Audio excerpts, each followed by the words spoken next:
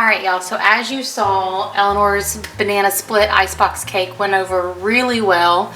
It was super light and delicious, and it helped a lot of those adults and kids alike to see that you can add a lot of fruit and make a dessert and make it lighter, which is what they're learning about, without having to weigh it down with like the cream cheese and the things that we typically gravitate towards, especially us here. So she has a hard time seeing what I cook and what we eat, and then we're trying to make it healthy or healthier and teach the kids at the same time with their food and nutrition class to eat better. So with that being said, we're going to show you how to make a super quick dinner, add in some nutrients with it with the black beans and stuff, but delicious and very, very quick. So I'm going to turn on my Ninja, and we are using this in pressure cooker mode.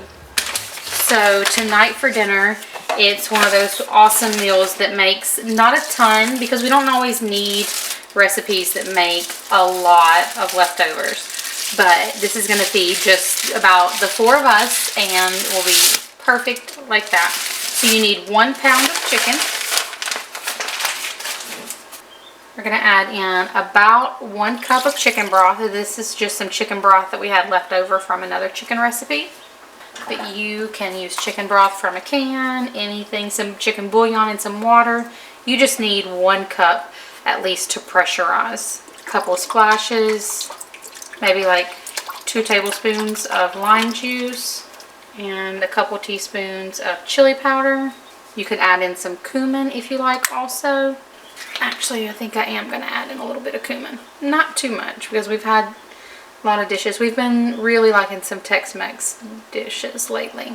Add in a little bit of salt. Again, not too much. We're going to close this up, switch it to pressure cook, and we need it to cook on high for 6 minutes. And we'll push start. Make sure we've got it sealed. This is actually the first time I'm using my new Ninja on pressure cooker function. And while this is going, we're going to prep our salad veggies.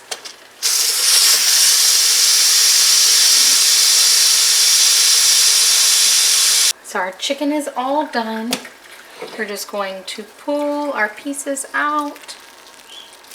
Oh, it looks like this was actually chicken thighs instead of chicken breast. I didn't even look when I dumped it in here. That will be all right. Just means we have even more flavor. Okay, I'm going to turn this. I've turned it to sear saute, and I'm just going to push start and let it get going. If you have a ton of extra juice down in the bottom of it, drain some of it out. But we don't have just a ton, so I'm going to leave it in there. We're going to add in just a small little jelly size jar worth of our homemade salsa, but maybe about a cup and a half if you're using like store-bought salsa. We have some of our black beans that we've canned also. Just rinse them and drain them, so about 1 small can worth.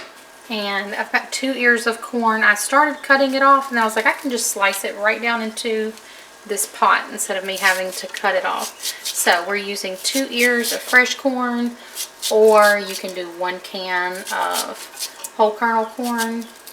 Up to you. It is kind of hard to do it from up here with a short person, but we'll make do. I'm just going to let this start to heat up while we shred our chicken. So as we shred it up, we're just going to add it back into our pot.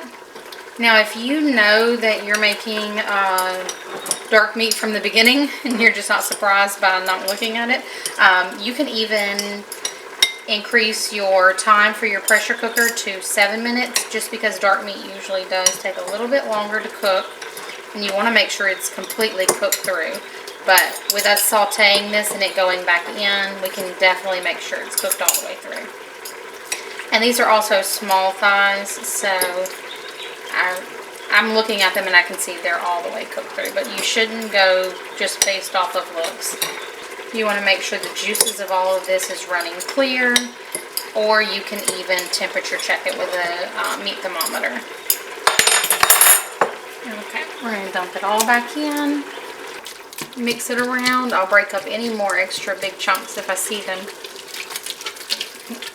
And just like that, dinner is done in about maybe 10, maybe 15 minutes if you're a little bit slower to like shred up your lettuce and your cheese and things.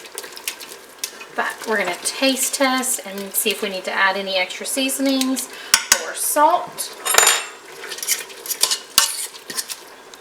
So we could use a little bit more salt, but remember, the majority of our seasoning is coming from that salsa. It just adds so much flavor with all the peppers and onions. You could add more peppers and onions if you want to this, but use that salsa to your advantage. Now turn this down to low. I actually am going to turn it completely off because we're ready to eat now.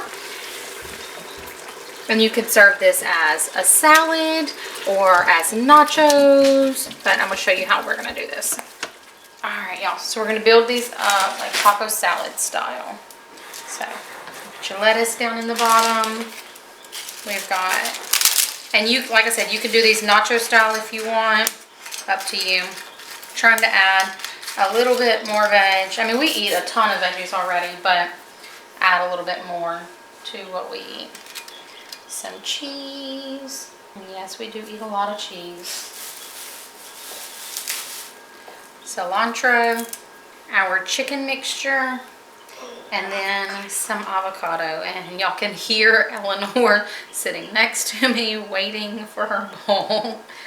She is ready to eat. I'm hungry. Yeah. And there you go. 10-15 minute dinner that is so delicious and fairly nutritious. There you go, sister. This is gonna be delicious.